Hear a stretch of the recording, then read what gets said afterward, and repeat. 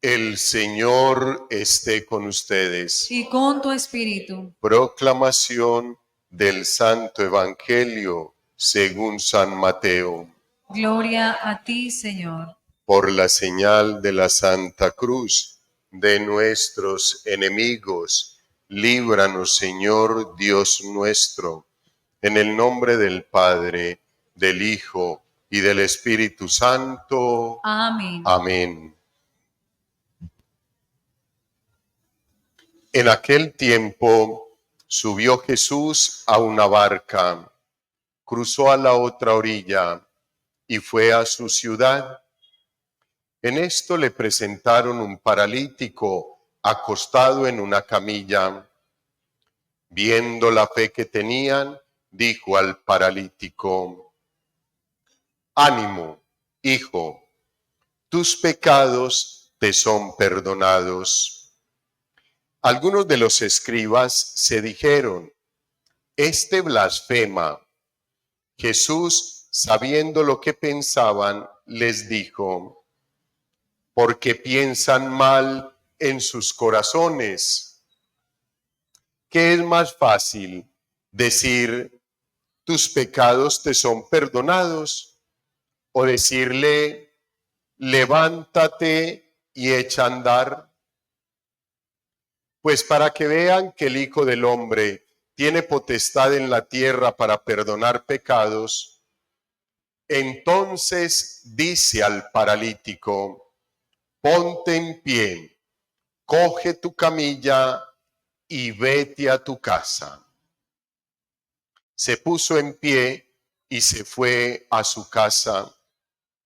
Al ver esto, la gente quedó sobrecogida y alababa a Dios, que da a los hombres tal potestad. Palabra del Señor. Gloria a ti, Señor Jesús. El profeta Amós, queridos hermanos, nos recuerda los designios de Dios y muy especialmente cómo quien lucha por la verdad se meterá en problemas con toda seguridad, pero Dios lo librará, le regalará la vida si a causa de la verdad llega a entregarla. Se la regalará para la eternidad. Muy especialmente, queridos hermanos, se le pide al profeta profetizar lo que no es verdad. Y el profeta no hace caso. El profeta se centra. Vemos, queridos hermanos, la consecuencia de la mentira. Por querer tergiversar la palabra de Dios dada al profeta, el Señor Dios sentencia, y la sentencia es dura y difícil para el ser humano. Por eso, queridos hermanos, debemos de luchar por no hacer parte de la mentira y hacer parte de la verdad. La verdad es de Dios, la mentira es del demonio. Cuando decimos la verdad, estamos con el Señor. Y cuando decimos la mentira, pasamos de las manos del Señor a las manos de Satanás, porque estamos profesando lo que profesa el demonio, la mentira, el pecado, la destrucción. Yo sé, queridos hermanos, que para muchos es complicado poder asimilar esta parte, porque desde pequeñitos se nos invita y se nos acolita el mentir, el pecar Y por eso, al crecer, a nosotros nos cuesta, queridos hermanos, poder alejarnos de esos malos comportamientos y de esos malos vicios. Pues hijos, yo sé que no es fácil, porque erradicar un vicio en la vida del ser humano se requiere mucha paciencia, constancia, perseverancia y vivir de rodillas a Dios suplicando su gracia, su amor y su bendición. Pero es posible. Ahí está. Nadie te mandó a que te metieras en ese vicio, a que desorganizaras la obra maravillosa que Dios había hecho. Por eso, desde el domingo yo les decía, hijos, o sea, no es culpa de Dios. Si tú estabas pequeñito y tus papás y todos los entes de autoridad que te rodeaban te felicitaron porque dijiste una mentira y tú fortaleciste ese vicio, no es culpa tuya. Pero en este momento que escuchas la palabra de Dios, Dios te manda a reflexionar sobre ese comportamiento. Y a partir de este momento que ya se te ha explicado la palabra y el querer de Dios, que no es la mentira sino la verdad, tú tienes la obligación de alejarte de ese caminar. Se los decía, no es culpa de Dios.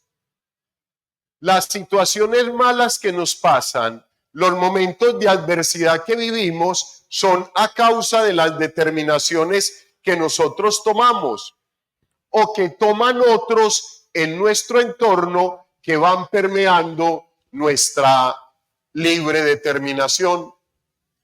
Pero hoy es posible que tú puedas enderezar cualquier mal camino si te pones en las manos del Señor con honestidad y con transparencia, con recta intención de corazón al obrar.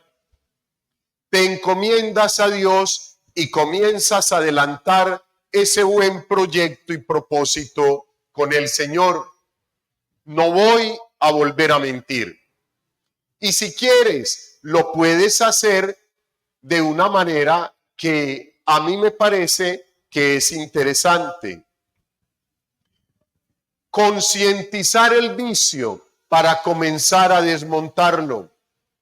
Concientizar que durante el día me la paso mintiendo por bobadas y tonterías y comenzar a pedir la gracia al Espíritu Santo de Dios que ilumine todo tu ser y que se comunique con el ángel de tu guarda, con el ángel de la guarda nuestro, para que nos recuerde en el momento en que vamos a cometer la falta, para que en ese momento podamos tomar la determinación de no cometerla, por el propósito que ya hemos pactado con Dios. Y con toda seguridad, hijos, funciona. Te vas a demorar con toda seguridad. Mientras más lo hayas cometido, más te vas a demorar y va a ser más duro y más difícil. Pero mientras más celebraciones eucarísticas vengas a vivir, más palabra de Dios escuches, más mensajes de amor del Señor escuches, más santas eucaristías puedas recibir, cuerpo y sangre del Señor, se va a hacer más fácil. O sea, debidamente preparados y confesados, no mayor a un mes la confesión, y Dios te va a regalar toda la gracia que posee el sacramento. para que puedas luchar y un día vencer ese vicio de la mentira. Hijos, el pecado siempre te pasará la factura. Siempre pasará la factura. El pecado siempre te va a cobrar. Se los aseguro, hijos. Yo me sacio en el placer y después tendré que llorar. Porque es la factura que pasa el pecado. El solo hecho de sentir que uno le ha fallado a Dios, ya con ese sentimiento, hijos, hasta que uno vuelve al sacramento de la confesión, es un tormento. Claro está, para aquellos que ya valoran el sacramento de la confesión, para aquellos que ya valoran y entienden el efecto maravilloso de vivir en estado de gracia. Para quien no lo ha experimentado, ni le va ni le viene. Pero yo creo que para nosotros que estamos acá, es muy valioso permanecer en estado de gracia.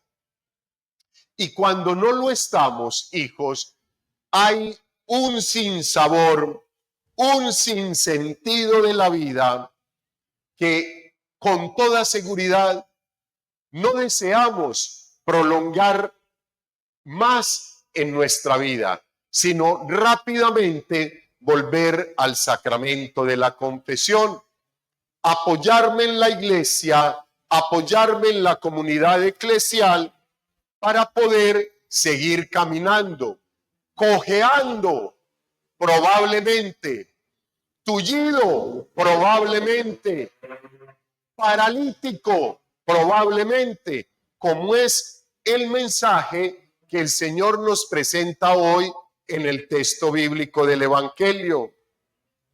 Es muy hermoso, queridos hermanos. El Señor nos cuenta que cuando llega al otro lado, en la barca, le presentaron un paralítico acostado en una camilla.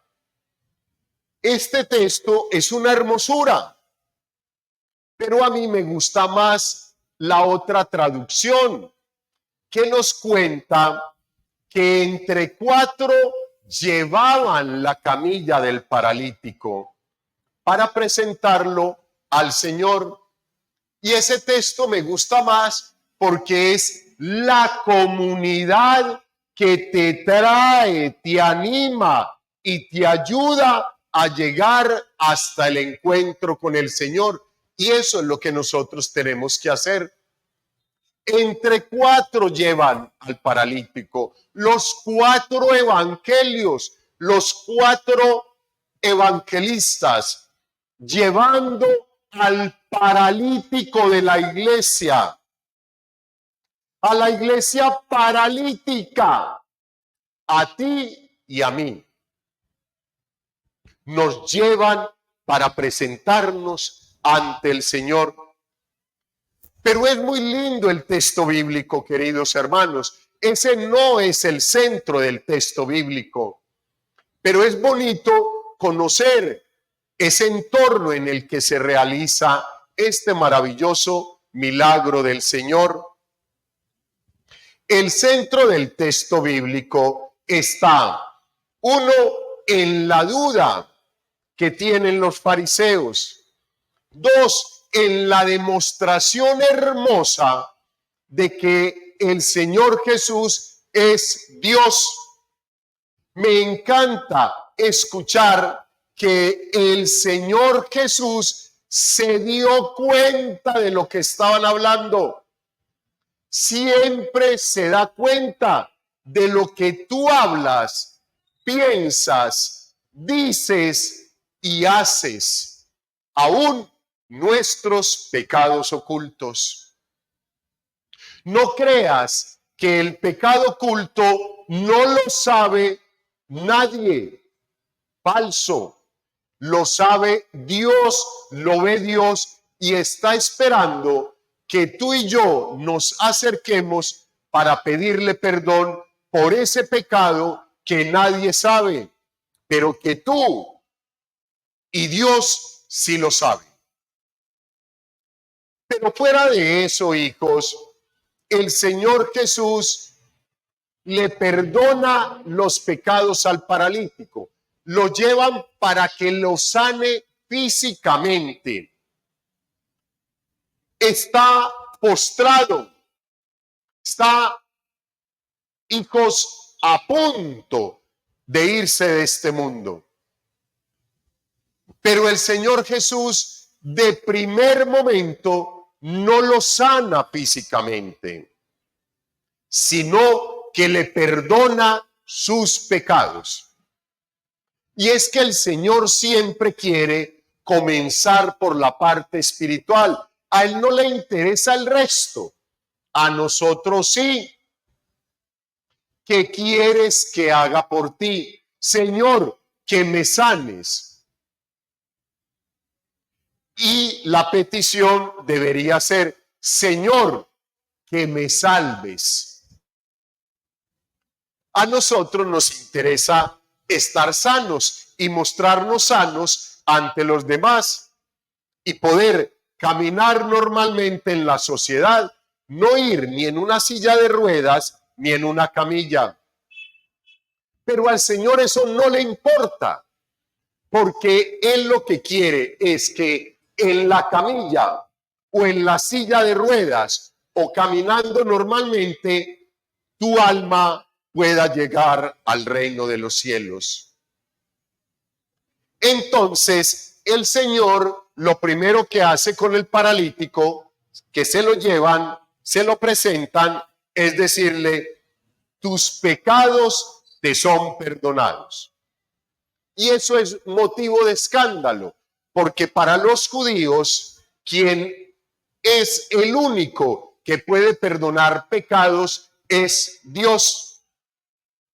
Y no han podido entender, no son capaces de reconocer en todas las manifestaciones y signos portentosos que ha realizado el Señor Jesús la presencia de Dios, porque los amenaza, porque pensar en la presencia de Dios es dejar todos sus atuendos y acercarse de rodillas ante Dios cuando no están acostumbrados a eso, sino a que les hagan reverencia por las calles. Maestro, alabado sea mi maestro. Y eso es lo que no le gusta a Dios. Entonces, el Señor Jesús, que escucha cómo se mueren de la ira y le dicen, este blasfema, es un blasfemo. ¿Cómo se atreve a decir que le perdona los pecados? Empezando porque para ellos la enfermedad era el sinónimo del máximo pecado cometido. O sea, este pobre hombre era un asesino, pecador. No merecía la misericordia de Dios por estar postrado en una camilla. Y el Señor le perdona las faltas y ellos comienzan a murmurar. Pero la cualidad de Dios es que nos conoce perfectamente y sabe todo lo que pasa en nuestra vida y a nuestro alrededor. Entonces les dice, ¿por qué piensan mal? Descarados, ¿por qué hago el bien? Si estuviera haciendo el mal, no me dirían nada. Pues estaría haciendo lo mismo que ellos. Pero como hago el bien, hablan de mí. Pero no hay problema. ¿Qué es más fácil? Decirle al paralítico, tus pecados te son perdonados y que siga ahí en la camilla. O decirle, hermano, levántese, coja la camilla y váyase. Eso es lo más difícil. Ya le perdonó los pecados. Para que todo el mundo se dé cuenta que Él tiene el poder, entonces les dice, tranquilos, no hay problema, tengo poder para perdonar los pecados.